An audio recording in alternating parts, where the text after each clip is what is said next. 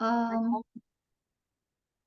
Insya Allah nanti materi ini juga akan kami upayakan untuk disimpan di YouTube. Jadi apabila dari teman-teman yang belum bisa bergabung pada malam ini, bisa menyimak kembali di YouTube Ibu Berdaya ataupun di live IG Ibu Berdaya.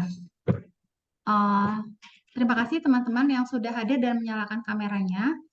Uh, Rules hari ini, malam ini yang pertama adalah menyalakan mikrofon ketika dibutuhkan dan menyalakan kamera bila device-nya memungkinkan agar kita bisa interaktif karena kegiatan ini bersifat terapeutik, jadinya ada baiknya untuk uh, bisa berinteraksi secara langsung seperti itu. Kemudian, apabila teman-teman sekalian ingin melakukan screenshot materi, diperkenankan hanya maksimal 3 slide saja, dan jangan lupa untuk menyantumkan sumber gitu, ya agar uh, bisa dipertanggungjawabkan di kemudian hari seperti itu. Kemudian uh, saya izin memperkenalkan tim Ibu Berdaya. Selain saya dan Mbak Yunda ada Mbak Rena. Qadarullah beliau sedang kurang sehat, mohon doanya. Saya izin share videonya ya, biar kita sama-sama menyaksikan.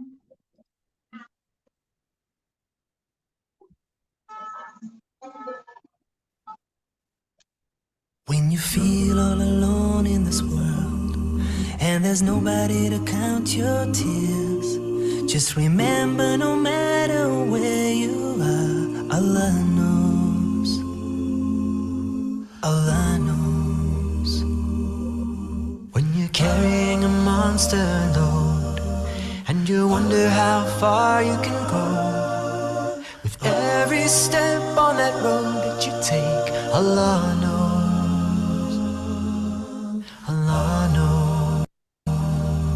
Oke,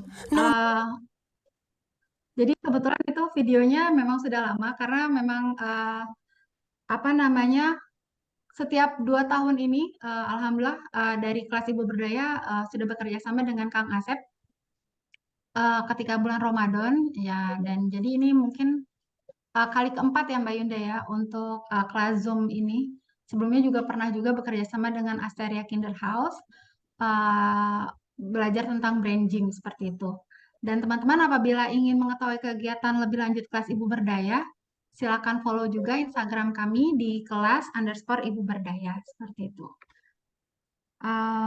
Selanjutnya saya izin membacakan CV dari narasumber kita yaitu Mbak Yunda Fitrian. Oke. Jadi nama beliau adalah Mbak Yunda Fitrian.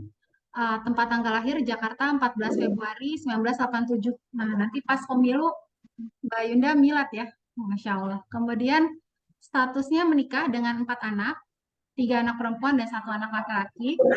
Aktivitas saat ini sebagai konselor mahasiswa kampus Umar Usman, sebagai penulis, narasumber seputar psikologi, dan mengelola komunitas kelas Ibu Berdaya, dan satu lagi ada healing parenting.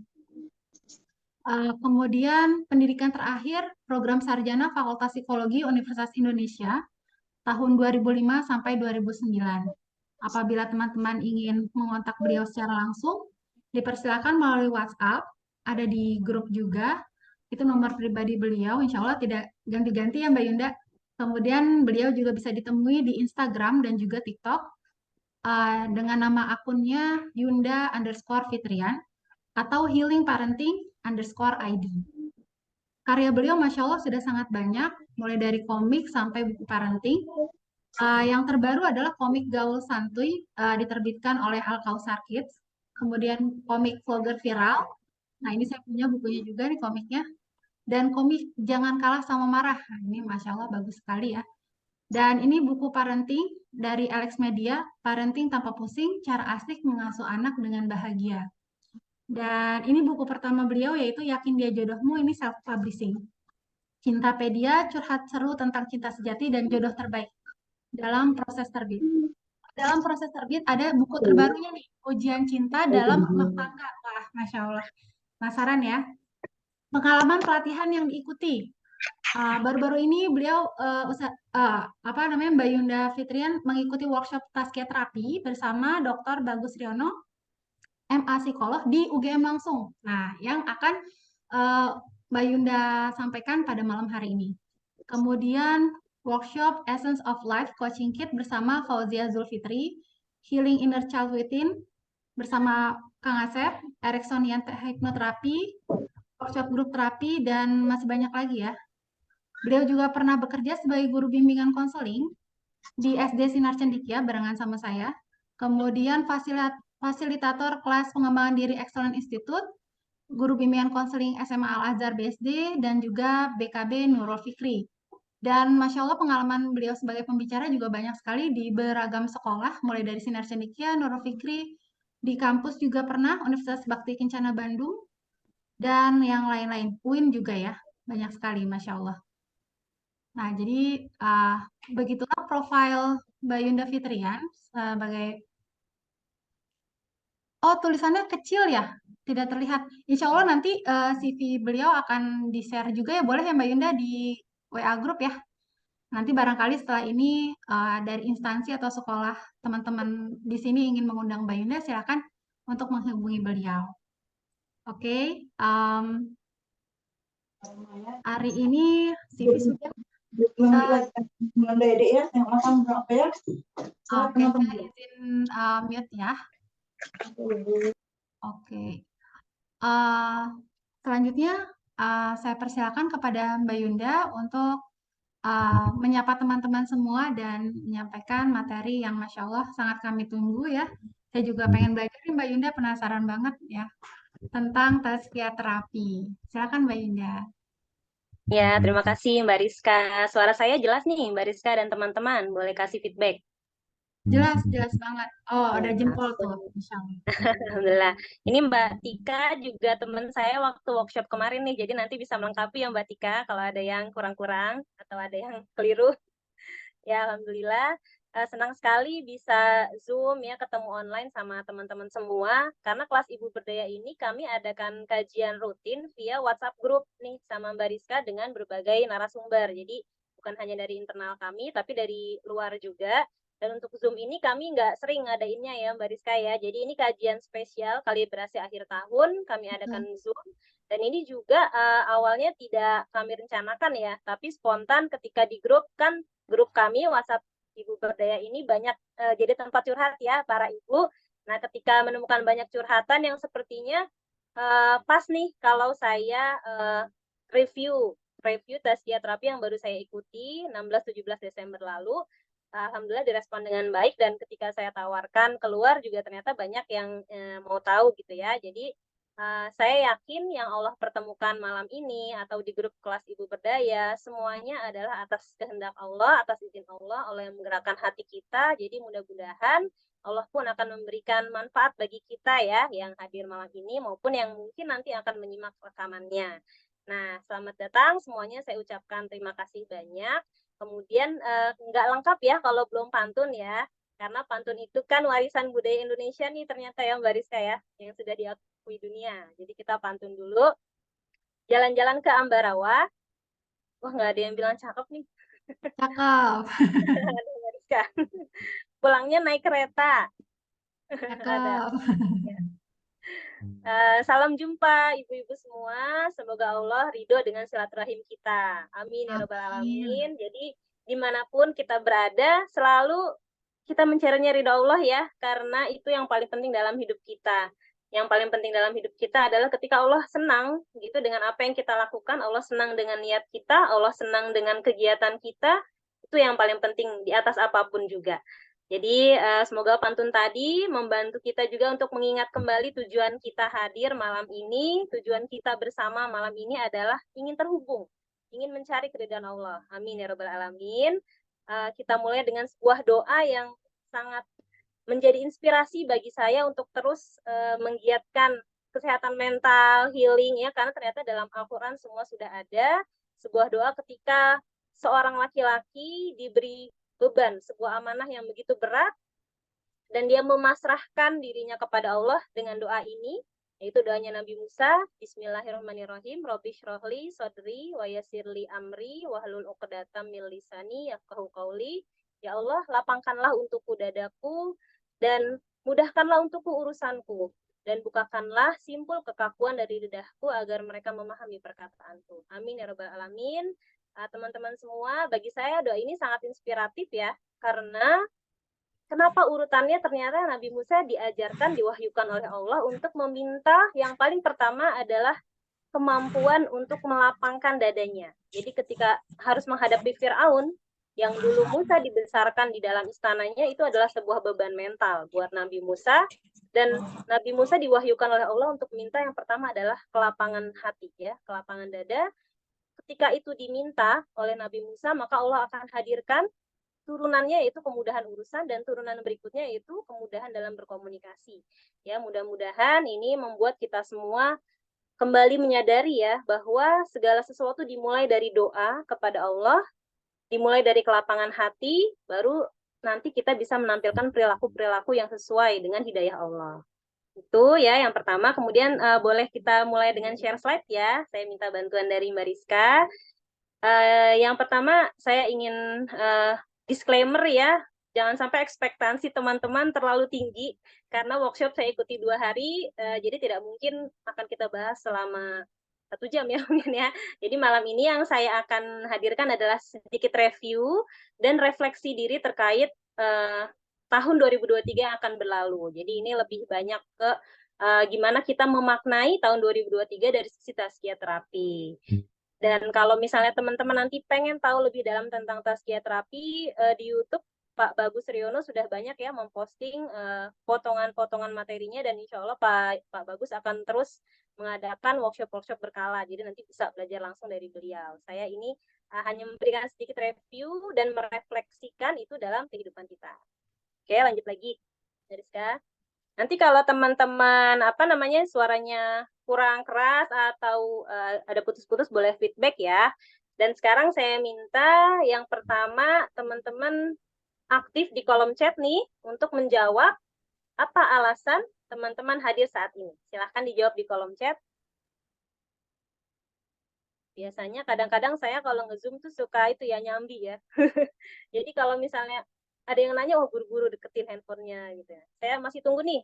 Kira-kira ada yang sudah menjawab belum ya alasan hadir saat ini? Boleh teman-teman melihat ke dalam diri dan kemudian menjawab kira-kira alasannya apa. Dari Mbak Dina, ingin menuntut ilmu, belajar tentang tazkiyah terapi. Oke. Ingin mencari ilmu yang bikin hati tenang, dari Mbak Rizka. Dari Mbak Dea, temanya dibutuhkan oleh dirinya. Membersihkan hati, Mbak Rizka juga ingin merefleksikan diri, ingin memahami kajian tazkiyah terapi, penasaran ya dengan tazkiyah terapi, baru dengar tentang tazkiyah terapi, jadi ingin tahu seperti apa.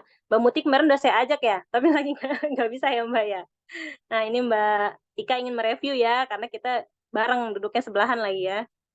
Mbak Fajar juga penasaran, ada yang ingin introspeksi dan berusaha jadi lebih baik ya, Mbak Nia ingin menambah ilmu dan bersilaturahim, Mbak Afifah ya, Masya Allah semuanya kata Mbak Fani relate ya dengan apa yang dibutuhkan. Jadi memang semuanya hadir di sini karena ada kebutuhan ya, ada kebutuhan, ada keingintahuan, ada keinginan belajar, dan semuanya saya yakin itu adalah niat-niat baik ya, niat-niat baik yang pastinya mudah-mudahan Allah akan berikan jalan untuk tercapai. Ada juga yang kebetulan dapat WA-nya jadi langsung tiba-tiba gabung karena penasaran, mungkin sudah takdirnya ya. Masya Allah. Mbak Fani juga ya ingin tahu tentang tazkiyah terapi, mungkin ini yang sedang dicari. Jadi ada juga yang ingin jadi anak, istri, dan ibu yang lebih Allah ridhoi, amin ya rabbal alamin. Jadi dari semua niat, dari semua jawaban teman-teman ya, sama-sama kita jadikan payung besarnya adalah kehadiran kita di sini, ingin mencari ridha Allah. Ketika itu sudah kita jadikan payung besarnya, maka insya Allah semua niat-niat baik ternaungi ya, dan mudah-mudahan diijabah oleh Allah, amin ya rabbal alamin. Kemudian kita akan ke pertanyaan selanjutnya. Terima kasih teman-teman yang sudah menjawab. Kita ke pertanyaan selanjutnya nih, Mbak Rizka, boleh digeser lagi. Mbak Yunda boleh Pertanyaan bacakan juga ini dari teman-teman di Instagram. Oh, aku belum buka Instagram. Ya, maksudnya saya yang bacain Oh iya, boleh-boleh. dari Silakan Mbak Mbak Tika. Ria, katanya saya ingin berkenalan dengan taskia terapi itu apa yang mungkin bisa diaplikasikan dalam kehidupan saya sehari-hari. Kemudian dari Mbak Adita Febriana, ingin memperbaiki diri yang sedang kacau balau dan Masya, menemukan diri saya kembali. Mm. Masya Allah ya, mudah-mudahan diijabah oleh Allah semua harapan-harapannya. Nah, ini pertanyaan berikutnya. Ketika kita punya suatu niat, punya suatu keinginan, punya sebuah kebutuhan, apa sih hubungannya itu dengan tujuan hidup teman-teman sekalian? Apakah ada hubungannya? Apa hubungannya antara niat itu dengan tujuan hidup teman-teman? Boleh, silahkan dijawab lagi. Apa hubungan niat-niat tadi dengan tujuan hidup teman-teman? Silahkan, siapa yang mau mulai menjawab? Mencari ridha Allah, kata Mbak Evi. Jadi hubungannya sama mencari ridha Allah ya, antara niat tadi dengan tujuan hidup ya. Ikhtiar menuju ridha Allah ya, dari Mbak Dina juga. Oke, jadi hubungannya ini sebuah bentuk ikhtiar. Oke, ada lagi hubungannya untuk memberi manfaat bagi orang lain, untuk menjalankan kewajiban dengan hati ringan, menjalani hidup lebih baik untuk ridha Allah, niat yang mengawali langkah dan meneguhkan apapun perjalanan. Oke, Masya Allah. Bentuk ikhtiar dalam ibadah. Oke, Masya Allah ya. Jadi semuanya yang kita niatkan harus ada hubungannya dengan tujuan hidup kita. Apa hal sekecil apapun ya, kalau dari Mbak Muti nih memperbaiki diri, ingin bermanfaat pada orang lain melalui profesi yang dimiliki. Ya, betul sekali. Hal sekecil apapun yang kita niatkan karena Allah akan terhubung dengan tujuan hidup kita, mencari ridha Allah, itu yang akan membuat Allah membukakan kita hidayah dan memudahkan urusan-urusan kita. Ya, jadi malam ini sekali lagi saya mengingatkan diri sendiri dan kita sama-sama saling mengingatkan untuk selalu menyadari apa sih niat kita melakukan segala sesuatu dari mulai hal kecil ya, scrolling, komen di Instagram atau komen di sebuah forum, niat kita tuh apa dan ada hubungannya nggak sih niat kita itu dengan tujuan hidup kita? Karena jangan sampai kita menghabiskan energi, menghabiskan waktu di dunia ini untuk sesuatu yang tidak ada hubungannya dengan tujuan hidup kita. Gitu. Jadi kita sadari bahwa semua yang kita niatkan ada hubungannya dengan tujuan hidup kita. Jangan sampai niatnya A, tujuannya B, gitu kan? Kita tujuannya Allah, tapi niatnya lain, gitu ya? Atau kita niatnya karena Allah, tapi kita belum paham bahwa tujuan kita mencari ridha Allah, misalnya ya. Jadi ini sama-sama kita ingin meniatkan. Ada juga ya dari Instagram juga yang selalu menjawab ya, Mbak Ria ya. Teh Ria ini juga Masya Allah ya, saya udah kenal lama, sampai Teh Ria juga pernah jadi kontributor tulisannya di salah satu buku saya nih ya, Masya Allah. Jadi sama-sama ya, kita kembali sadari niat adalah hal yang penting dalam hidup kita dan niat selalu kita hubungkan dengan tujuan hidup kita. Ya, ingin perbaiki diri, ingin bantu orang lain dari Mbak Indah, Masya Allah. Baik, senang sekali teman-teman. Jadi semuanya ini ya berinteraksi ya. Kan ada tuh istilahnya AFK, away from keyboard gitu kan. Kitanya di dapur, zoomnya nyala, HP-nya sendirian gitu ya. Alhamdulillah saat ini banyak yang di dekat keyboardnya mendengarkan, menyimak. Mudah-mudahan semua dicatatkan sebagai pahala dari Allah ya. Amin ya rabbal alamin. Oke, lanjut lagi Mbak Rizka. Kita akan mulai nih, apa sih tazkiyah terapi itu sebetulnya ya yang saya dapatkan dari Pak Bagus Riono pada workshop kemarin, dan kita juga dapat semuanya, peserta dapat buku panduan seperti ini. Ini buku panduan yang lengkap mulai dari definisi, pendekatan sampai protokol terapinya seperti apa gitu ya. Ini bukunya. Mudah-mudahan kalau teman-teman nanti ada yang mau ikutan workshopnya juga akan dapat, dan mungkin akan banyak tambahan-tambahan lagi karena selalu berkembang ya. Gitu. Jadi yang saya simpulkan, tazkiyah terapi ini adalah terinspirasi dari ayat-ayat Al-Quran ya, di mana di dalam Al-Quran ada kata tazkiyah ya, yang turunannya ada kata zakat ya, ada kata zakah, itu semuanya berhubungan dengan kata tazkiyah, dan di sini Pak Bagus merumuskan sebuah pendekatan psikoterapi yang berlandaskan Al-Quran dan Sunnah, yang tujuannya untuk memurnikan jiwa dan meraih kebahagiaan di akhirat. Jadi kalau selama ini saya pribadi ya, dari sejak belajar menjadi sarjana psikologi, lebih banyak mendapatkan pengetahuan psikologi ini yang konvensional ya menurut Pak Bagus, yaitu psikologi yang berasal dari Barat yang memisahkan antara agama dengan kehidupan ilmiah ya, memisahkan agama dengan kehidupan sehari-hari, dan itu kemarin ketika kami workshop diobrak-abrik nih paradigma kami yang tadinya tercampuri juga sebagai muslim, tercampuri juga dengan ilmu psikologi yang banyak juga memisahkan agama dengan kehidupan. Padahal sebetulnya dalam Islam kafah ya, kita semua menyeluruh di semua aspek kehidupan, termasuk ketika bicara kesehatan mental, ketika bicara tentang jiwa, itu sudah ada di dalam Islam sebuah disiplin ilmu yang namanya tazkiyatun nafs. Kalau di sini Pak Bagus mengambil menjadi tazkiyah terapi atau pendekatan psikoterapi yang berdasarkan pada Al-Quran dan Sunnah. Baik, boleh dilanjut lagi, Mbak Rizka. Tazkiyah sendiri itu berasal dari kata zaka ya, yang artinya mensucikan. Mensucikan, bertumbuh ya, membuat jadi berkembang ya, itu adalah sebuah proses pemurnian jiwa untuk meraih ridha Allah.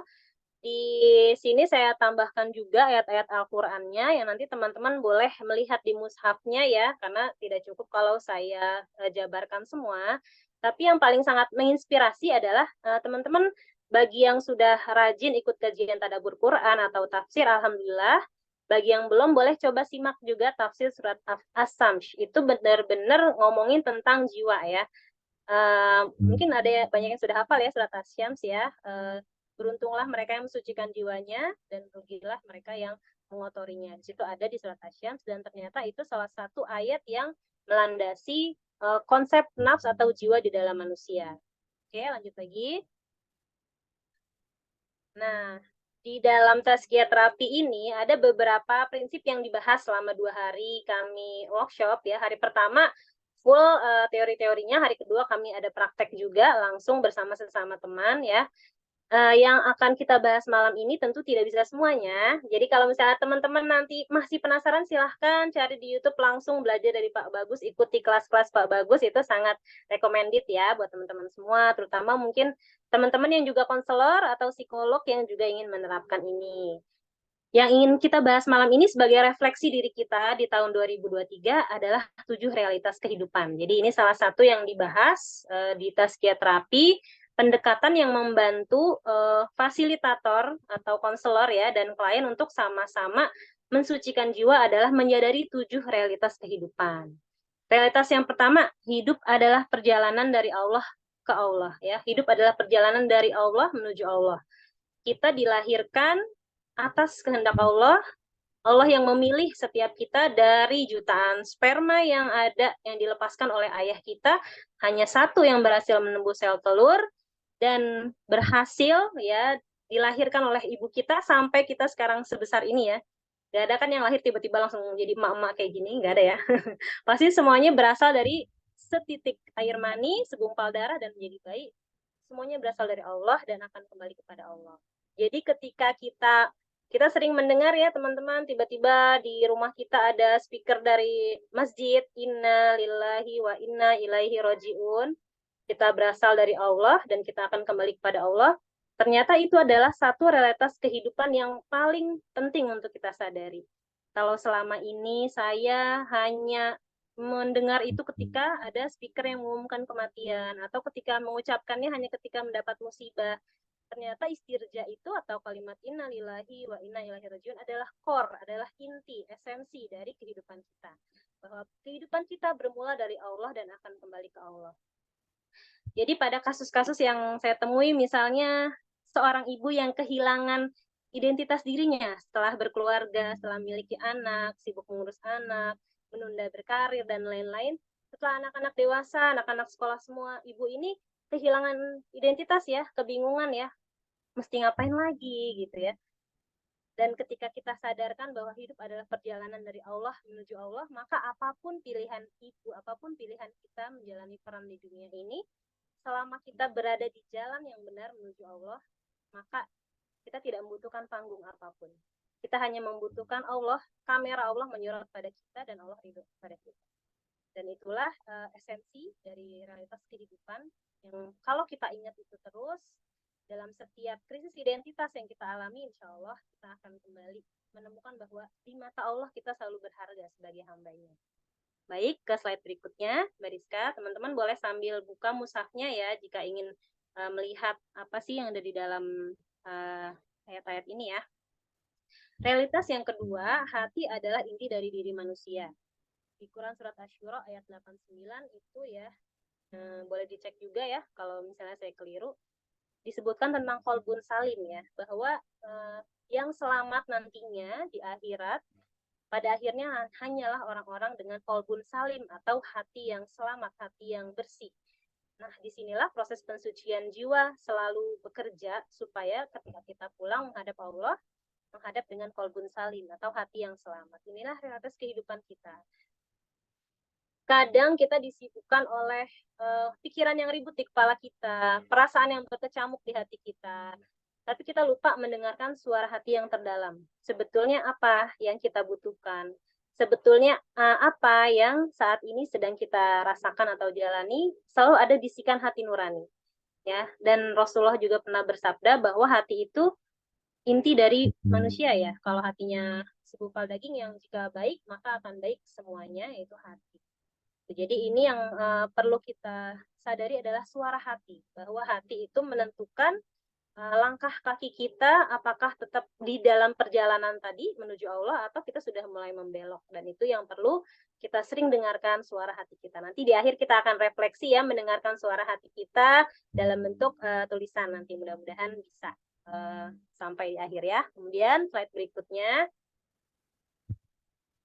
Nah, yang berikutnya adalah ada 4 potensi dasar manusia. Jadi kalau kita lihat di surat Al-Mulk ya, Allah mengatakan bahwa Allah ciptakan pendengaran, penglihatan, hati untuk manusia. Dan di sini kalau Pak Bagus sendiri menurunkan bahwa potensi dasar manusia itu ada 4. Yang pertama indrawi ya, kita teman-teman dikasih penglihatan sama Allah. Dari penglihatan itu bisa membaca Al-Quran, bisa membaca ayat-ayat Allah juga yang tidak tertulis di Al-Quran tapi terlihat di alam semesta misalnya, atau dari mencermati perilaku manusia atau pada diri kita sendiri.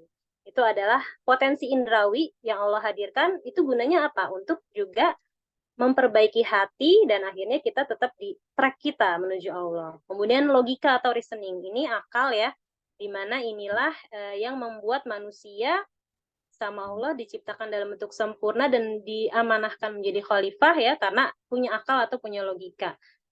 Pada kasus-kasus para ibu ya, terkadang logikanya ini dibajak oleh emosi gitu ya. Saya juga ya sering gitu ya mengalami, karena belajar juga neuroscience ya, sering merasakan juga, oh ya ini kayaknya mulai emosi nih yang mengambil kendali. Nah, kalau di tazkiyah terapi kita perlu menyadari bahwa ketika akal dibajak oleh emosi, kita perlu menanyakan kepada hati nurani kita, mana sisi terang, mana sisi bijaksana kita hadirkan kembali kata pertolongan Allah supaya dipilihkan jawaban yang terbaik, dipilihkan keputusan yang terbaik. Kemudian kita juga punya potensi empati, yaitu merasa dan terhubung dengan sesama, sehingga pada kasus-kasus luka pengasuhan misalnya ya, banyak klien yang akhirnya bisa berdamai, bisa memaafkan setelah bisa empati terhadap posisi orang tuanya di masa lalu. Jadi misalnya ada klien saya yang meskipun masih sedih gitu ya kalau ingat tentang peristiwanya, tapi sudah mulai paham bahwa oh dulu ibu saya seperti itu karena ibu saya berjuang hidup jauh dari suaminya gitu ya, atau karena dulu ibu saya ternyata dibesarkan dengan cara yang lebih keras lagi dan lain-lain. Dari empati ini kita bisa punya potensi untuk mensucikan diri kita, bisa memaafkan, bisa memahami posisi orang lain tanpa membenarkan perilaku yang salah ya. Bukan berarti ketika kita maafkan kita membenarkan perilaku yang memang salah. Kemudian potensi yang paling penting adalah conscience atau hati nurani, bisikan jiwa pada kebaikan. Jadi hati nurani inilah yang tadi disebutkan di surat Asy-Syams ya, bahwa Allah mensucikan, beruntunglah orang-orang yang mensucikan jiwanya. Bisikan jiwanya itu ada di dalam hati nurani. Dan yang perlu kita sadari adalah was-was atau bisikan itu di dalam hati kita juga kalau kita lebih banyak mendengarkan hawa nafsu, maka bisikan setan juga bisa ada di dalam situ gitu ya. Bukan hati nurani yang menyala, tapi justru bisikan setannya. Nah, ini yang perlunya kita terus bertazkiyah, mensucikan diri, memurnikan niat dan hati, karena menyadari bahwa bisikan-bisikan setan itu juga selalu ada ya, selalu standby, siap-siap gitu, selalu mencari kesempatan untuk masuk dalam celah kehidupan kita. Oke, realitas yang keempat ya. Hidup adalah ujian dalam bentuk ketidakpastian. Ya, di Quran surat Luqman ayat 34 di situ disebutkan bahwa tidak ada yang tahu ya apa yang akan dilakukannya besok ya.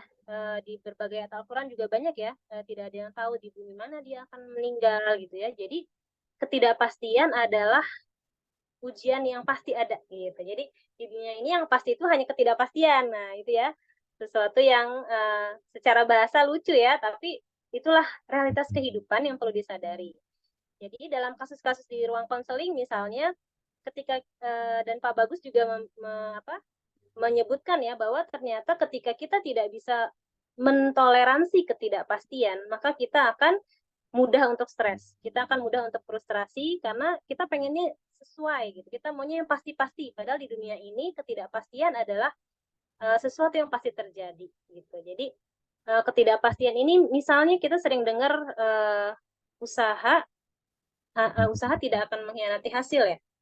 Hasil tidak akan mengkhianati usaha gitu kan. Padahal sebetulnya nggak pasti juga ya. Bagi seorang muslim yang pasti adalah janjinya Allah, dan janjinya Allah itu yang paling pasti akan diperoleh adalah di akhirat. Ketika di dunia kita beriman, tidak pasti hidup kita akan aman. Kita beriman tidak pasti hidup kita akan nyaman, tidak pasti hidup kita disukai semua orang, tidak pasti hidup kita merasa selalu bahagia. Ya, bahkan kalau kita lihat ya di Palestina justru itu kita lihat sebenar-benarnya manusia yang bisa mentoleransi ketidakpastian. Ketika mereka di tengah genosida ya, dihancurkan harta bendanya, direnggut orang-orang terkasihnya, mereka masih punya iman dan bertahan, tidak lari dari kenyataan dan menghadapi itu dengan keteguhan iman. Itulah bentuk toleransi terhadap ketidakpastian yang membuat kita tetap tangguh menghadapi kehidupan. Dan tentu saja ini adalah sebuah proses yang panjang yang mungkin mudah untuk kita ucapkan, tapi berat untuk dijalankan ya teman-teman. Dan ketika kita merasa berat menjalankannya, yakinlah yang berat itu nanti insya Allah balasannya juga surga. Jadi kita menerima adanya ketidakpastian dalam hidup. Kok aku udah berbuat baik, tapi kok orang lain responnya nggak baik ya? Karena kita tidak pasti respon orang lain kepada kita, tidak bisa kita kendalikan. Nah, ini adalah realitas kehidupan yang perlu kita sadari juga. Lanjut lagi Mbak Rizka. Nah, motivasi manusia ditentukan oleh makna hidupnya. Nah, ini sih yang menurut saya juga mendalam ya, yang sering juga saya sharing ke teman-teman ketika konseling dewasa muda yang bingung apa makna hidupnya, atau para ibu yang merasa kehilangan identitasnya. Di sini saya biasanya mengingatkan sebenarnya apa sih sisi baik, pelajaran berharga, makna yang didapat dari peristiwa yang dialami selama ini, jalan hidup selama ini. Apa sih sisi baiknya, pelajaran hidupnya, atau makna yang didapat. Dan di sini saya terinspirasi dari Quran surat Al-Mulk ya ayat 2 bahwa Allah yang paling baik itu diantara kita adalah yang ahsanu amala ya, yang terbaik amalnya. Gitu. Jadi Allah tidak melihat seberapa populer kita, seberapa banyak penghargaan kita, jabatan, gelar ya, validasi orang, harta, seberapa cintanya pasangan atau anak-anak pada kita, seberapa berhasil anak kita. Bukan itu yang Allah lihat, tapi yang Allah lihat adalah proses kita menuju ahsanu amala tadi. Ahsanu amala diterjemahkan sebagai amalan yang terbaik ya. Sebenarnya ahsan itu juga dari kata hasan yang artinya juga indah ya. Dan kalau Rasulullah ditanya tentang ihsan, maka ihsan itu adalah bagaimana kita beribadah seperti kita melihat Allah dan kita yakin Allah melihat kita. Itulah yang terbaik ya. Makna yang terbaik dalam hidup kita adalah ketika kita merasa selalu dilihat Allah dan kita yakin Allah melihat kita. Maka semua aktivitas kita ketika kita jadi ibu pun di rumah nggak ada yang kasih validasi. Mau ngasih makan anaknya sesuai feeding rules gitu kan. Atau mau masaknya udah yang sehat-sehat. Nggak ada yang muji pun kita tetap ya udah jalan aja. Karena aku tahu Allah ngelihat aku. Yang mengapresiasi, yang akan memvalidasi, yang akan menghitung setiap pahalanya adalah Allah. Dan ahsanu amala ini tidak membutuhkan panggung ya. Tidak membutuhkan materi untuk bisa meraih ahsanu amala ini. Ada satu episode hidup di mana saya merawat ibu saya yang sudah terkena tumor otak dan sudah tidak ada lagi yang bisa dilakukan ya. Beliau hanya berbaring di kasur. Di situ saya sadar bahwa ternyata ahsanu amala itu bisa dilakukan oleh siapa saja. Ketika kita tidak diberikan kesehatan dan hanya bisa berbaring, sakit, Apa ahsanu amal kita? Berzikir kepada Allah, menerima dengan kesabaran, mengingat Allah, dan itu aja udah menjadi ahsanu amala gitu. Jadi Allah nggak nuntut kita harus sempurna, menjadi ibu yang sempurna, atau menjadi orang yang terpandang, atau menjadi orang yang bisa bermanfaat buat jutaan orang. Allah tidak menuntut kita untuk itu. Allah menuntut kita dalam setiap peran apapun yang kita punya, dalam setiap langkah yang kita ambil, ahsanu amala, merasa dilihat oleh Allah dan yakin Allah melihat kita. Maka itulah amalan yang terindah, itu realitas kehidupan yang akan membuat hidup kita selalu bermakna. Ya, dimanapun, apapun peran kita, kita bisa menjadi bermakna ketika kita yakin Allah melihat kita dan kita menjalankan amalan untuknya. Itu. Kemudian ada lagi ya, yang ke berapa ya sekarang teman-teman? Saya juga nggak ngitung.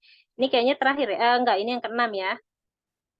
Manusia sejatinya lemah, di Quran Surat An-Nisa ayat 28 ya. Sejatinya manusia itu Allah ciptakan dalam keadaan lemah. Justru ketika kita sadar akan kelemahan kita menjadi lebih lapang ya. Kenapa bisa begitu ya teman-teman ya? Karena ketika kita paham, oh iya aku memang lemah, kita akan menyerahkan urusan-urusan kita, akan bergantung kepada Allah yang Maha Kuat. Tidak akan memaksakan untuk mengendalikan semua yang tidak bisa kita kendalikan. Kita akan paham, kita punya ruang kendali. Peran kita adalah berikhtiar, peran kita adalah berdoa, dan sisanya semuanya adalah pekerjaan Allah, adalah hak Allah untuk menentukan semuanya. Ketika kita meyakini realitas ini, ya, bahwa kita memang lemah dan Allah lah yang Maha Kuat, dan Allah lah yang tempat bergantung, dan Allah yang Maha berkehendak melakukan apapun yang Dia inginkan, maka kita akan bisa melapangkan hati kita untuk hal-hal yang tidak kita inginkan atau yang kita harapkan tapi tidak terjadi ya. Kita baru menyadari bahwa oh iya memang Allah lah tempat bergantung kita dan kita gak bisa memaksakan apa yang kita inginkan itu terjadi saat ini atau mengubah orang lain berperilaku sesuai dengan harapan kita. Jadi inilah realitas kehidupan yang juga dibantu oleh Tazkiyah Terapi untuk disadarkan kepada kita supaya kita menyadari bahwa tempat bergantung kita adalah Allah. Kita tidak bisa memaksakan segala sesuatu menjadi sesuai keinginan kita, dan kita bisa terus meyakini bahwa hidup hanyalah sebuah perjalanan yang akan mengembalikan kita kepada Allah. Kemudian yang terakhir, yang ketujuh ya, ini. Ada yang namanya kebebasan, ketidakpastian, dan ketidakberdayaan. Tiga hal ini selalu hadir berdampingan dalam tiap momen hidup manusia. Di Quran Surat Al-Kahfi ayat 39 ya. Jadi yang namanya manusia itu punya tanggung jawab, punya kebebasan untuk memilih ya, teman-teman.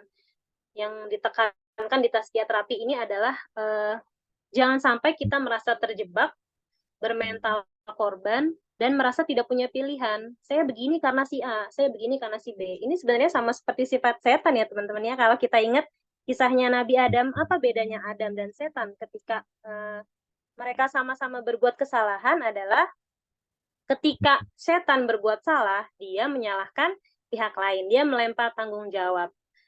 Dia tidak menggunakan kebebasannya untuk memilih bertaubat, tapi dia memilih untuk justru semakin durhaka, untuk menyalahkan itu dari orang lain. Nah, apakah teman-teman familiar dengan fenomena ini ya, yang terjadi yang selalu mendengung-dengungkan self-defense gitu kan? Ya, padahal kita punya kebebasan untuk memilih apakah kita ingin terus menjadi korban atau kita mau bangkit dan berjuang untuk memilih jalan kebebasan kita. Setidaknya meskipun tidak bisa mengubah keadaan, kita bisa memaknainya apa yang kita alami sebagai jalan kita untuk kembali kepada Allah. Dan tadi ya tentang ketidakpastian juga sudah dijelaskan di awal bahwa memang dunia penuh dengan ketidakpastian. Kita perlu memberikan ruang, toleransi bahwa ada ketidakpastian. Atas semua usaha-usaha kita tidak selalu ada hasil yang sesuai kita inginkan. Atas semua sikap baik kita kepada orang lain tidak selalu dibalas dengan kebaikan oleh orang lain. Itu adalah ketidakpastian yang memang terjadi di realitas kehidupan kita. Kemudian ketidakberdayaan ya, bahwa kita sepenuhnya adalah makhluk yang bergantung kepada Allah. Kita sepenuhnya adalah makhluk yang membutuhkan kasih sayang Allah, membutuhkan semua hidayah dari Allah. Jadi ketika tiga hal ini disadari ya, kita akan menghadapi semua masalah dengan lebih lapang, dengan keyakinan bahwa meskipun aku tidak punya meskipun aku tidak punya kuasa kendali atas segala sesuatu, meskipun aku tidak punya kendali atas orang lain, aku punya kebebasan untuk memilih yang terbaik bagi diriku, memilih untuk memaknai semua yang terjadi sebagai jalan untuk kembali kepada Allah.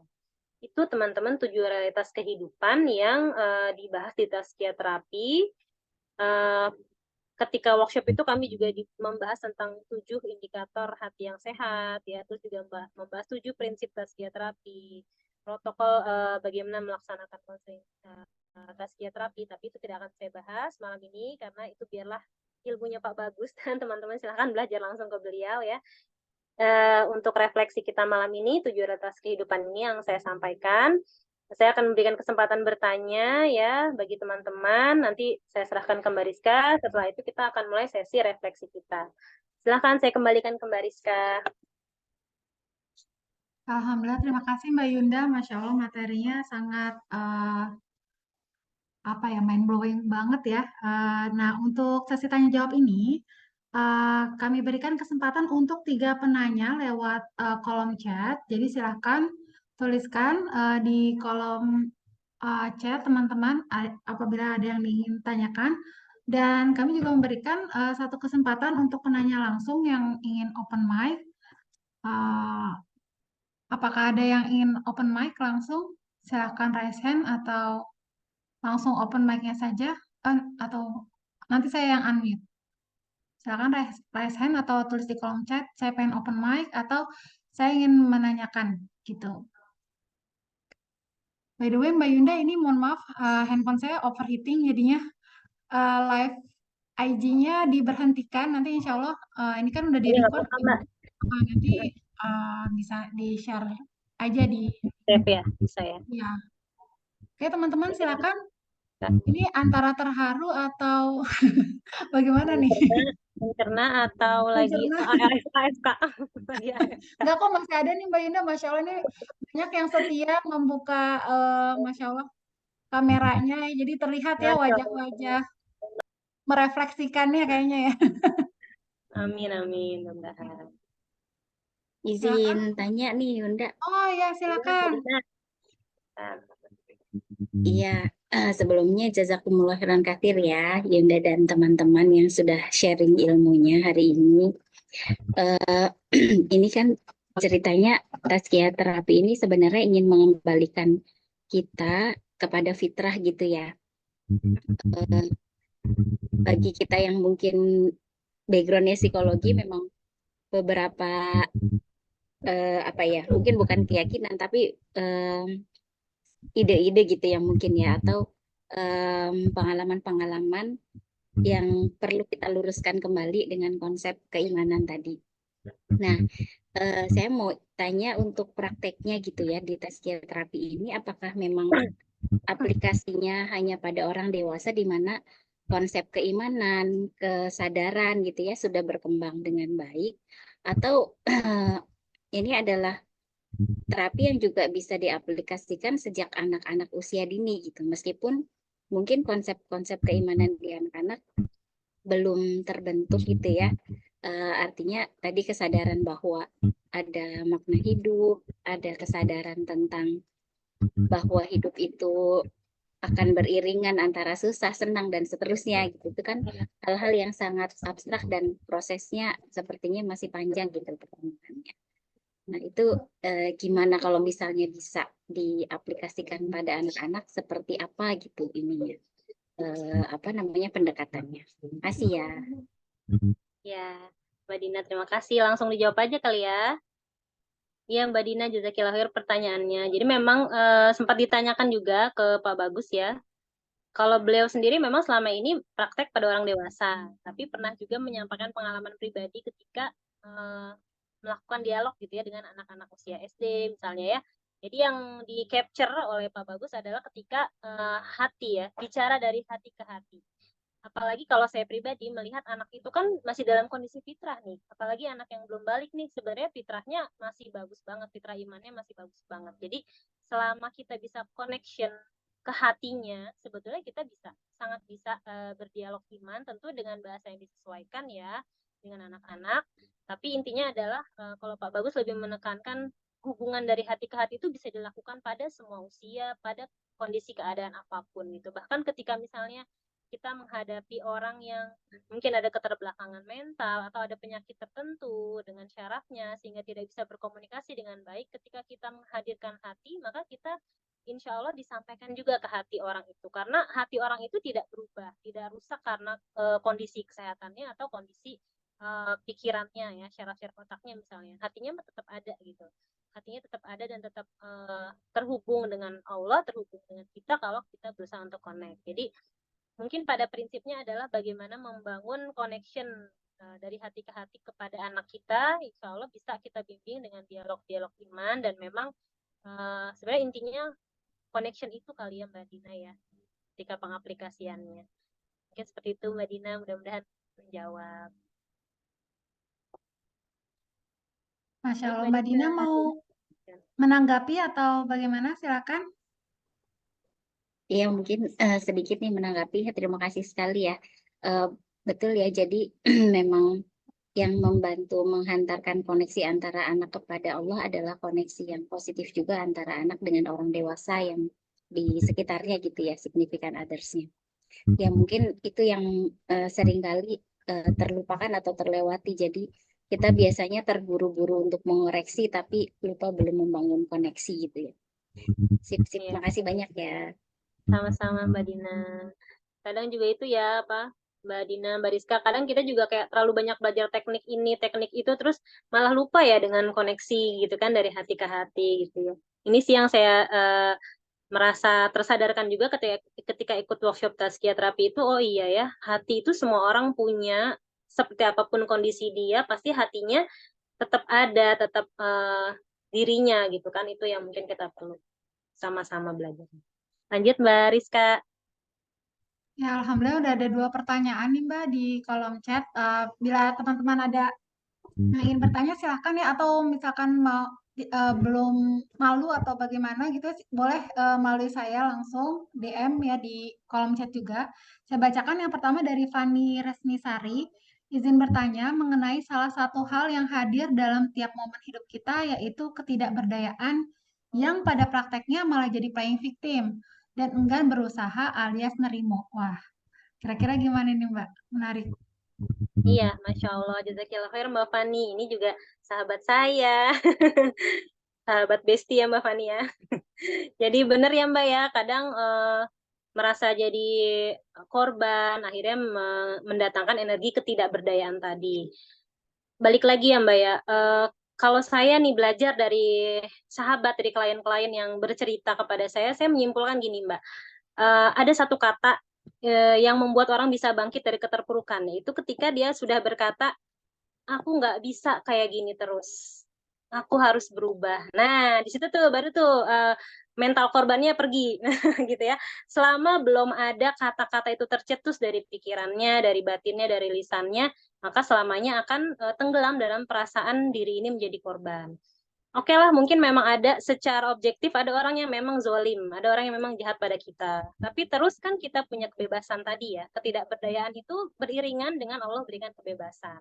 Kebebasan untuk memilih, oke, aku terzolimi, apakah aku akan terus meratapi kezoliman orang ini, atau aku melakukan sesuatu, mengubah keadaan, atau aku memaknai ini menjadi sesuatu yang membuat aku lebih tinggi kualitasnya lagi di hadapan Allah. Jadi, itu nggak akan bisa berubah mental korban itu kecuali dia sendiri yang akan sampai pada titik bahwa aku nggak bisa begini terus ya. Dari beberapa kasus ya yang pernah saya dengar ya, saya belajar dari para guru kehidupan ini yang bercerita kepada saya bahwa ketika mereka terpuruk, merasa menjadi korban, hidup tidak adil dan lain-lain, mereka terus merasa tidak berdaya. Ada yang sampai nggak mau keluar kamar sampai 2 minggu, nggak mau ketemu siapapun, punya usaha, usahanya terbengkalai dan lain-lain. Tapi ketika sampai satu titik gitu ya, Allah berikan hidayah, Allah buka hatinya untuk menyadari bahwa aku nggak bisa kayak gini terus, bangkitlah dia kembali, menapaki tangga proses pemulihan jiwanya. Mungkin seperti itu ya Mbak, kalau kita sebagai orang yang merasakan masih di posisi merasa sebagai korban, yuk kita minta hidayah dari Allah, kita minta pertolongan Allah supaya tadi seperti Nabi Musa kan korban juga, korban kejahatan Firaun. Tapi ketika dia sadar bahwa amanah ini berat, maka dia berdoa tadi minta kelapangan hati, minta kemudahan urusan, minta dibukakan lisan. Jadi minta sama Allah supaya hati kita lapang, nggak lagi merasa sebagai korban, tapi mau berjuang, mau memilih kebebasan kita untuk mengambil tanggung jawab kembali di jalan yang benar dan bahagia. Mungkin seperti itu ya Mbak. Mudah-mudahan menjawab Mbak Fani. Selanjutnya Mbak dari Rizka Amelia, Mbak Yunda, saya termasuk pribadi yang pernah merasa tak punya pilihan ketika terpaksa untuk terus bekerja sambil mengasuh anak. Padahal saya kewalahan karena suami nggak mengizinkan untuk resign. Pernah dulu nyoba resign, ternyata ekonomi keluarga amburadul. Akhirnya saya kembali bekerja lagi. Tapi saya berusaha untuk terus menjalani dan mensyukuri takdir saya saat ini walaupun berat sekali. Mungkin ada tips agar saya tetap menjalani ini dengan tetap waras karena saya jadi sering stres. Iya, Mbak Rizka, itu hal yang pernah saya alami. Ya, karena saya dibesarkan oleh seorang ibu yang berkarir di luar rumah, diasuh oleh nenek yang selalu mengharuskan perempuan berkarir gitu kan, karena dia menyesali pilihan untuk menjadi ibu rumah tangga. Saya punya ibu mertua juga berkarir gitu. Jadi ketika saya merasa udah nggak bisa lagi berkarir karena anak saya udah nggak ada yang bisa saya titipin gitu ya. Di situ juga saya sempat mengalami keterpurukan ya Mbak, merasa aduh, ya pokoknya merasakan berbagai perasaan tidak berdaya gitu. Sampai akhirnya kuncinya adalah di salah satu tazkiyah terapi ini, kalau saya kaitkan ya pengalaman pribadi saya dengan tazkiyah terapi adalah ilmu. Kuncinya adalah ilmu. Ketika kita membuka hati, minta pertolongan Allah, dikasih hidayah untuk terus belajar, ketika kita mau menyerap ilmu, berbagai macam ilmu ya, maka kualitas diri kita akan terjaga dan dimanapun kita berada, mau kerja mau enggak, kita tetap bertumbuh, kita tetap berkembang gitu. Dan ketika sekarang Mbak Rizka menjalani pilihannya untuk kembali bekerja, tapi juga dengan berbagai kewalahan dan stresnya, maka yang bisa dilakukan adalah melihat ke dalam diri dan mendengarkan hati nurani Mbak Rizka. Apa yang dikatakan hati nurani Mbak Rizka saat ini? Tadi Mbak Rizka sudah berusaha untuk tetap bersyukur ya, untuk tetap berusaha kuat menjalani hari-hari, maka dengarkanlah bisikan-bisikan itu yang mendatangkan ketenangan dan kelapangan. Ketika ada bisikan untuk bersyukur, bisikan untuk mendatangkan kelapangan, maka kuatkanlah dengan doa kepada Allah ya, minta terus sama Allah, karena kita nggak bisa mengandalkan diri kita sendiri. Kita nggak bisa mengandalkan mensugesti diri atau afirmasi diri, relaksasi. Kita nggak bisa hanya mengandalkan itu karena yang membolak-balik hati kita adalah Allah. Jadi awali selalu dengan doa, bisa dibantu mungkin setiap malam sebelum tidur, kita setelah kita berdoa dengan doa-doa yang disunahkan oleh Rasulullah, kita melakukan relaksasi, kita memberikan afirmasi ke dalam diri kita bahwa ya Allah, bersyukur sekali, alhamdulillah ya Allah, aku masih merasakan lelah karena berarti aku dikasih sehat, berarti aku dikasih amanah, sehingga semua lelah kewalahan yang kita rasakan hari itu menjadi jalan kita untuk kembali kepada Allah. Ketika bangun tidur juga mengkondisikan diri dengan berbagai ibadah dan meresapi. Saya suka sekali ya mengajak diri sendiri dan teman-teman semua meresapi doa bangun tidur. Ya alhamdulillahillazi ahyana ba'da ma amatana wa ilaihin nusyur. Ketika bangun tidur Allah meminta kita untuk memujinya atas satu kesempatan untuk hidup lagi di hari itu, satu kesempatan untuk menambah bekal lagi di akhirat dengan menjalani hari di hari itu. Jadi kita buka hari kita dengan syukuran karena apapun kondisi kita dapat nikmat untuk bisa bernafas dan bangun di hari itu. Itu sebuah kesempatan ya dari ribuan kesempatan yang sudah Allah berikan. Jadi mungkin itu ya yang bisa dicoba lakukan, melakukan relaksasi sebelum tidur, memaknai doa bangun tidur, sehingga di saat-saat yang itu alam bawah sadar kita masih bisa berkomunikasi ya, mau tidur dan bangun tidur, itu kita selalu memasukkan ayat-ayat Allah, afirmasi yang positif untuk diri kita. Dibarengi juga dengan memberikan keseimbangan dalam tubuh ketika ada rasa lelah, bisa beristirahat, ketika ada emosi dialirkan dengan cara yang sehat. Dan terus bersama dengan orang-orang soleh, dengan komunitas yang positif, supaya bisa terus merasakan energi yang positif. Mungkin seperti itu Mbak Rizka. Ini dari Rizka ke Rizka nih ya. Iya, betul. Kembalikan ke Saya nggak Mbak bikin Rizka. 2 akun kok ini. Bikin dong. Oke, Iya, silakan. apa namanya, alhamdulillah ini sebenarnya kita waktunya udah lewat ya Mbak ya. Hmm. Kira-kira Mbak Yunda berkenan ada satu pertanyaan lagi atau bagaimana Mbak? Kayaknya di chat juga belum ada ya yang itu, jadi Iya, kita langsung ini kali ya ke sesi refleksi. oke oke, ya. Oke, jadi teman-teman silakan siapkan alat tulisnya dan juga bukunya atau kertas lembar deh yang deket aja ya. Karena kita akan latihan nih untuk membuat refleksi akhir tahun.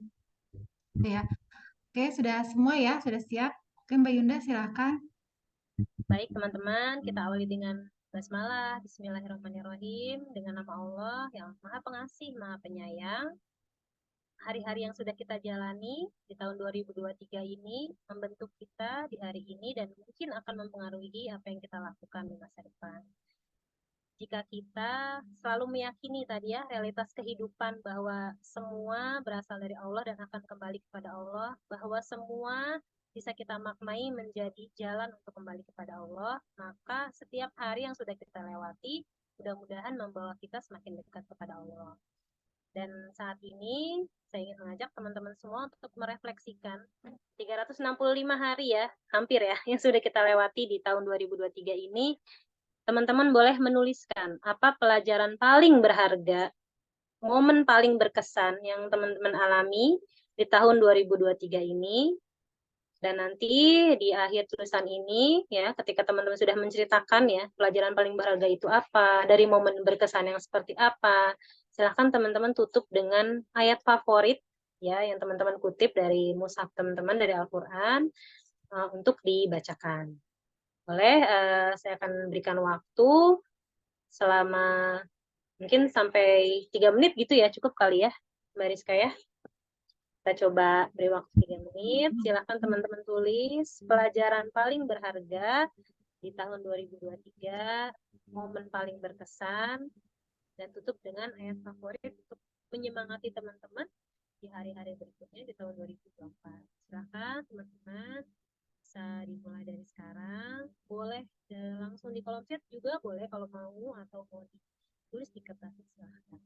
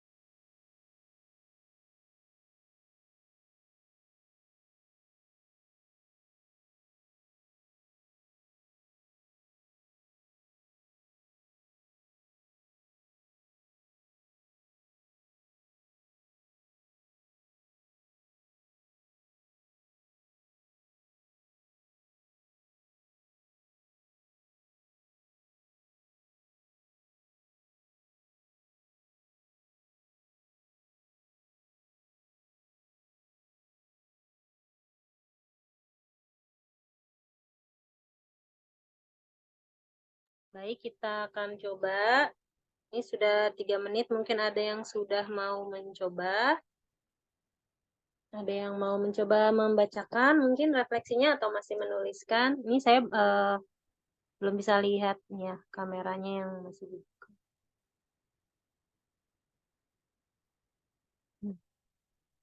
Mbak Fajar ya, Mbak Fani, Mbak Muti, Mbak Nia.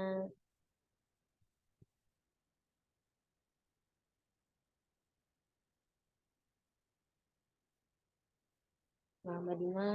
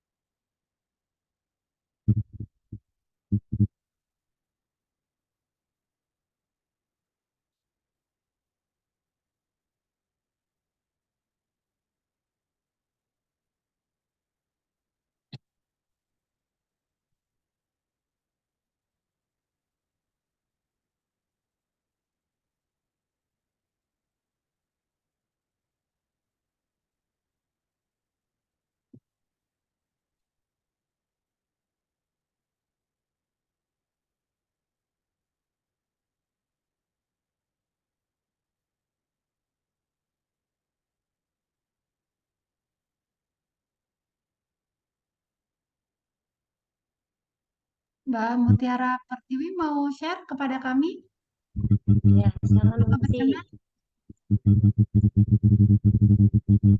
Boleh Mbak Ya. Muti. Assalamualaikum warahmatullahi wabarakatuh. Waalaikumsalam Waalaikumsalam warahmatullahi warahmatullahi Ayo, wabarakatuh. udah ketemu lagi ya. Udah lama banget nggak ketemu. Nah, Masya Allah. Ayo Ya, atuh luar biasa. barengan. Iya, jadi pelajaran paling berharga di tahun ini itu adalah betapa Allah itu rasanya udah ngasih sesuatu yang sangat berlimpah buat saya gitu. Semua yang dikasih ini tuh udah bukan cukup lagi, tapi berlimpah-limpah lah, ibarat kalau air di dalam bak mandi itu udah berlimpah ruah gitu. Dan pelajaran ini itu terasanya itu ketika saya itu dapat tugas menjadi konselor di panti sosial. Itu menangani satu panti, menangani warga binaan sosial yang dari gelandangan. Satu lagi menangani warga binaan sosial dari PSK. Nah, jadi melihat kondisi mereka di sana itu rasanya, aduh kayaknya kurang bersyukur apalagi diri ini gitu. Selelah-lelahnya diriku, aku masih punya rumah buat pulang gitu loh, Mbak. Masih bisa tidur di istilahnya di kamar yang nyaman, enak gitu, berselimut, lengkap lah istilahnya gitu ya. Sementara mereka di sana itu, ya Allah, gimana ya rasanya gitu. Mau pulang, nggak tahu mau pulang kemana. Sendiri. Ibu nggak ada, bapak nggak ada, saudara nggak ada, anak nggak ada, rumah nggak ada. Harus. Jadi 1 tahun sudah aku di panti itu dari Januari, setahun perjalanan itu rasanya setiap pulang dari sana itu, ya alhamdulillah ya Allah kayak kasih pencerahan gitu ya, atau membuka hatiku untuk mm, mendapatkan pelajaran ini bahwa kita itu memang harus banyak-banyak bersyukur dengan yang udah ada, karena banyak di antara mereka itu nggak bisa menikmati apa yang udah kita nikmati ya, di antaranya. Dan hal yang sangat mereka idam-idamkan adalah keluarga gitu. Ya ditanya pengennya apa? Pengen keluarga, kangen keluarga, pengen punya keluarga, pengen balik keluarga. Tapi banyak kan di antara mereka nggak dapet itu karena memang keluarganya udah nggak ada, ataupun ada tapi udah nolak dan sebagainya. Itu jadi memang itulah Mbak, betapa Allah udah kasih sesuatu yang berlimpah-limpah buat diriku. Gitu sih kurang lebihnya Mbak Yunda. Terima kasih. Apa Mbak, ada apa kayak tertentu yang Mbak Muti merasa terhubung gitu dengan keberlimpahan saat ini atau yang Mbak Muti jalani sebagai konselor di panti tadi? Apa ya, kalau ayat khusus sih enggak, tapi aku seneng aja misal kayak ya apa ya namanya, la haula wala quwata illa billah gitu ya. Memang Allah itu yang memberi kekuatan lah, yang punya kekuatan dari segalanya, dan maha kuasa atas segala sesuatu apapun, pokoknya itu memang Allah yang maha kuasa dah, kita tuh emang nggak bisa apa-apa gitu. Itu sih Ya, yang terasa. Mm. Masya Allah, Kurang lebih. jazakallah Terima khair Mbak kasih. Muti. Nanti langsung kita tembak ya Mbak Rizka, kapan-kapan di sharing di grup Ibu Berdaya nih. Iya dong. Ya, bener ya. Karena kadang kita krisis krisis ini ya Mbak ya, ketika kita semuanya banyak yang mengeluh kan, krisis ya, yang memberikan pengalaman yang benar-benar ini loh, di sekitar kita juga ada yang benar-benar kondisinya membuat kita harus lebih banyak bersyukur lagi ya. Insya Allah. Jazakallah khair Mbak Muti atas sharingnya. Sama-sama. Halo Dede. Oke, lanjut ada lagi, mungkin satu orang lagi ya Mbak Rizka ya. Ya, silakan. Ada yang ingin berkenan untuk share atau melalui chat juga boleh ya Mbak Yunda ya? Misalnya mau lewat chat juga boleh. Oh, dari Mbak Fani. Silakan Mbak Fani.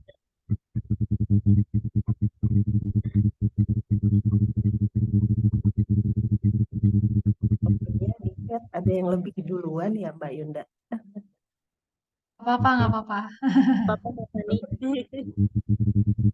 Eh, Assalamualaikum warahmatullahi wabarakatuh. Waalaikumsalam. Eh, izin menyampaikan refleksi di akhir tahun 2023 khususnya buat saya gitu. Gimana? Afwan suaranya agak kecil karena sedang batuk. Eh, di mana ketika datang suatu masa saya ditimpa kesedihan yang sangat mendalam dan saya bingung, tidak bisa berbuat apa-apa, lalu eh, tidak mau merasa tidak berdaya, tidak mau keluar rumah, sempat kalau ingat peristiwanya juga jadi tremor seperti itu ya, karena sungguh sangat berat gitu. Dan di tengah kebingungan itu, alhamdulillah tanpa saya minta, Allah datangkan orang-orang yang baik ketika saya berniat dan berupaya. Mungkin saya pun ada andil dalam peristiwa ini, sehingga setelah saya melakukan introspeksi, saya berniat, ya Allah izinkan saya dan mampukan saya untuk memperbaiki diri dengan cara mendekatkan diri kepadamu ya Allah. Dan Masya Allah, tanpa menunggu waktu lama, kebaikan-kebaikan itu datang dari Allah bertubi-tubi tanpa saya minta. Dan mudah-mudahan jika memang ada yang mengalami pengalaman yang saya alami, mungkin ditimpa kesedihan yang sangat berat atau kebingungan atau mungkin trauma yang sangat berat, segeralah mendekatkan diri kepada Allah, memperbaiki koneksi ya Mbak Yunda. Tadi kena sekali tuh Mbak Yunda, perkataan Mbak Yunda. Segera perbaiki koneksi dengan Allah. Kalau koneksi sudah baik, insya Allah jalannya sudah akan lancar. Itu saja mungkin Mbak Yunda. Dan ayat yang menemani saya selama hampir 1 tahun ini ada di surat Al-Insyirah. Di seluruh surat Al-Insyirah, Mbak Yunda. Di ayat pertama dan ayat kedua, saya diingatkan bahwa Allah pernah melapangkan urusan saya. Allah juga pernah menghilangkan beban hidup saya. Lalu yang ketiga, Allah yang berikutnya Allah ingatkan bahwa setiap kesulitan yang datang itu pasti Allah datangkan kemudahan, dan itu datangnya bersamaan. Nah, setelah itu ketika sudah tidak berdaya, ayat selanjutnya mengingatkan saya lagi bahwa ayo udah selesai, lanjutkan pekerjaan yang masih harus diselesaikan. Nah, itu yang membuat alhamdulillah relate materi yang Mbak Yunda sampaikan malam ini. Jazakillah khair ya Mbak Yunda. Assalamualaikum. Waalaikumsalam warahmatullahi wabarakatuh. Masya Allah.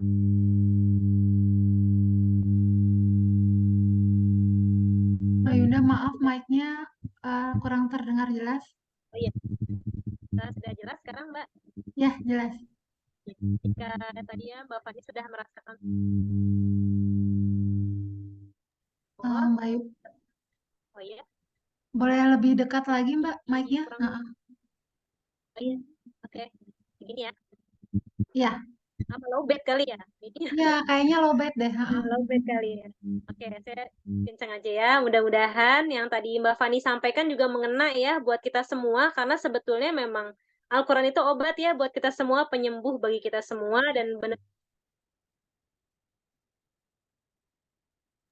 Afwan jidan nih Mbak. Atau boleh mic-nya dilepas dulu aja pakai Oh iya. ini. Soalnya hilang timbul gitu Mbak. Jelas sih, cuman hilang timbul. Mana bisa lebih jelas? Ini lebih Matikan nih. stabil Mbak. Ya, lebih stabil. Ya. Ya, sudah aku matikan.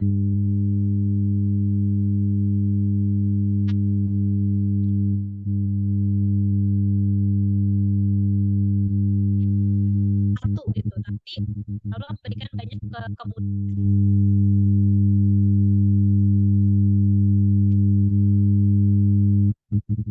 Mbak, maaf, apa ada kipas di situ atau apa kayak suara ngegereng gitu loh, Mbak? Oh iya, Maaf. itu kipas. Oh, Jadi kipas. kalau Oh mic iya. Oh, berarti mic-nya bukan mic-nya, kipasnya berarti. ya, ya. Kalau mic-nya dimatiin mungkin jadi suara yang ini kedengeran ya.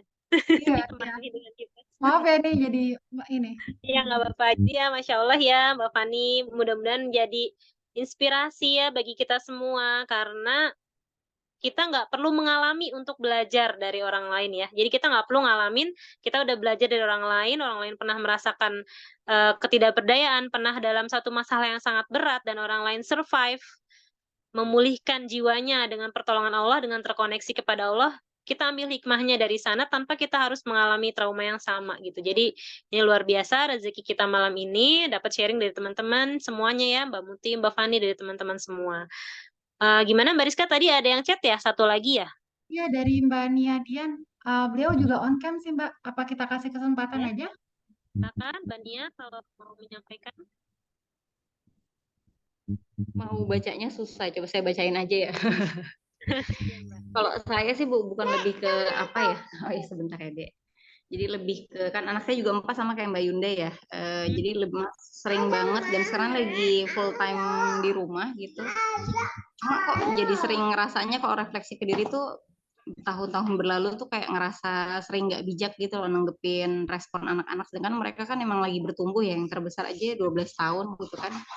Ya masih apa sih yang diharapkan dari anak-anak gitu. Cuma mungkin saking rasa sayang tapi belum bijak gitu ya, jadi seringkali tuh nggak bijak juga gitu menanggapi respon, akhirnya mungkin jadinya mereka kurang dapat dukungan yang seharusnya gitu dari seorang ibu. Jadi mungkin refleksi saya untuk akhir tahun ini sih pengen, mungkin tadi seperti yang Mbak Yunda bilang ya, masa sih mau gini-gini terus gitu ya, jadi emang harus berubah dengan pertolongan Allah gitu ya.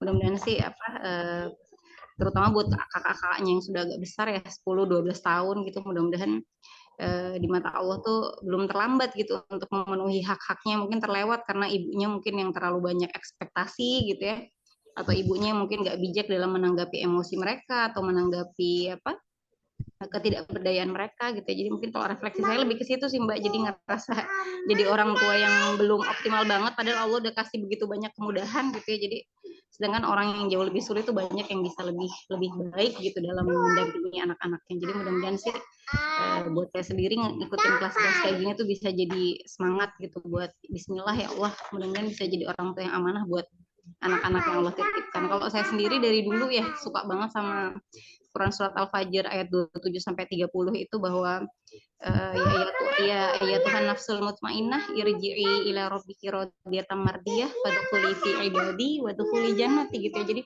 sesungguhnya mungkin pada saat lagi kecewa atau sedih sama anak-anak sebenarnya mungkin karena refleksinya di situ gitu, khawatir banget nanti apa yang mereka lakuin padahal mereka masih anak-anak ya, insya Allah mereka gitu bukan karena mereka apa gitu ya, tidak, masih jauh dari itu, cuma karena mungkin tujuannya ke situ sering banget tuh khawatir kalau aduh nanti kalau mereka melenceng gitu bisa nggak ya jadi hamba yang Allah ridhoi gitu, tapi jatuhnya jadi saya yang bersikap kurang bijak gitu dalam mendidik mereka mencintai Allah gitu. Jadi tapi itu sih yang jadi pegangan saya dan mudah-mudahan seperti yang Mbak tadi bilang ya, niat gitu ya, mudah-mudahan sih niat saya ini walaupun mungkin belok-belok karena kekurangan saya, tapi mudah-mudahan Allah sampaikan gitu, Allah tolong buat jadi ibu yang amanah, mungkin seperti itu Mbak. Tadi mau ngomong bingung mau ngomong gimana jadi tulis apa Mbak. Insya Allah, jazakillah khair Mbak Nia atas sharingnya. Ini mewakili perasaan kita semua lah sebagai para ibu ya. Tidak ada ibu yang sempurna.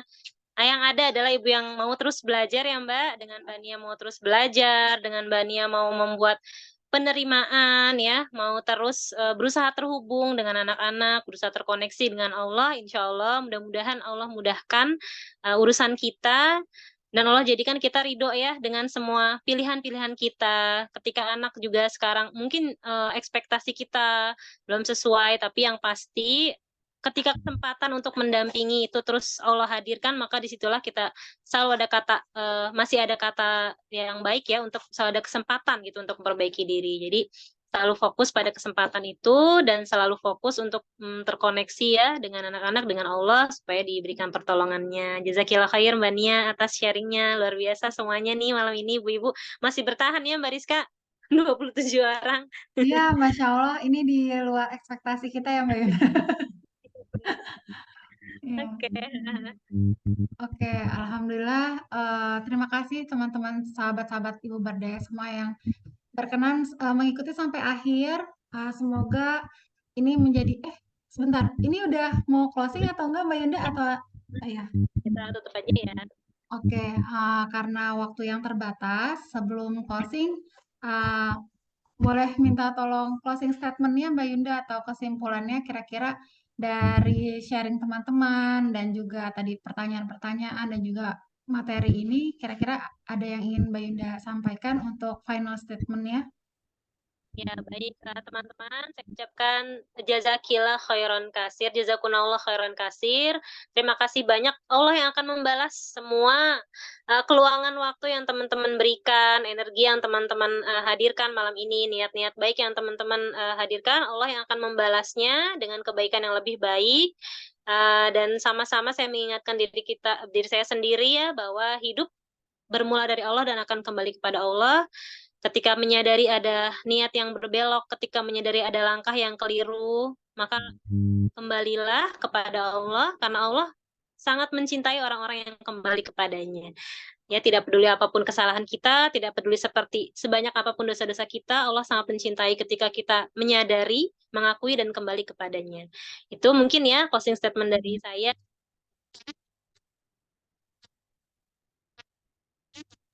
Ada kalibrasi ya, ada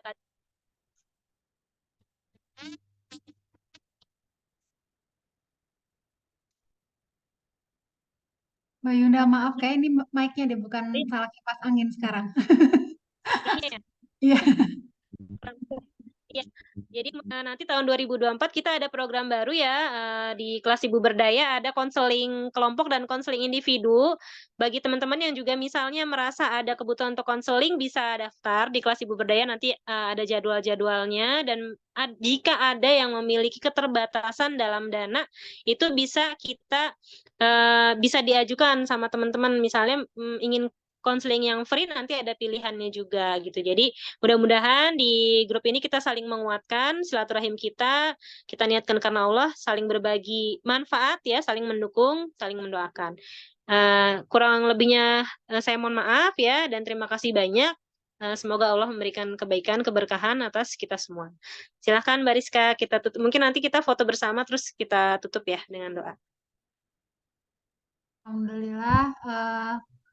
Ini izin membacakan terakhir ya Mbak Yunda, testimoni dari Mbak Mutiara Pertiwi. Alhamdulillah luar biasa, keren banget Mbak Yunda ya. Kami Kita tunggu juga makasih. kami tunggu juga nih kehadiran sahabat-sahabat Ibu Berdaya di grup WhatsApp ataupun di Instagram kelas Ibu Berdaya. Dan apabila teman-teman di sini kan Masya Allah, saya yakin di sini semua punya potensinya masing-masing. Apabila ada yang ingin berkolaborasi dengan kami, silakan saja menghubungi kami untuk saling berbagi, karena saya dan Mbak Yunda dan Mbak Rena pun juga sama-sama belajar gitu ya. Oke, mari kita tutup dengan istighfar, astagfirullahaladzim, Oh ya, sebelum Afan, saya jadi lupa. Kita belum foto bareng. Boleh boleh nyalakan dulu yang bisa aja, yang memang sudah lepas hijab, yang nggak usah dipaksakan.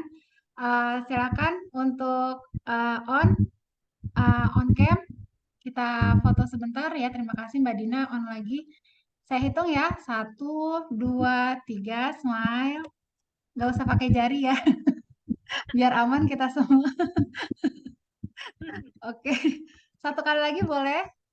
1, 2, 3, smile. Oke, terima kasih. Ini untuk dokumentasi aja ya. Insya Allah saya upayakan untuk rekamannya ini disimpan di link YouTube yang akan dibagikan di Instagram maupun WhatsApp grup Ibu Berdaya. Barakallah dari Mbak Maimunah, barakallah, syukran Mbak Yunda atas sharing ilmunya. Oke, kita tutup dengan istighfar, astagfirullahaladzim, doa kafaratul majlis, subhanakallahumma wa bihamdika, asyhadu alla ilaha illa anta, astaghfiruka wa atubu ilaik. Oh, Masya Allah, ada Bu Ella juga ternyata. Tetangga juga ya, ini ordal semua. Baik-baik. Ya, terima kasih Semuanya semuanya. sama. Ya, Masya Allah, Masya Allah. Oke, sebenarnya kita ini close ya. Oke, terima kasih Bu Ella, Mbak Dian, Mbak Indah, Mbak Indah, semuanya. Baik ya. Oke, izin saya tutup stop record.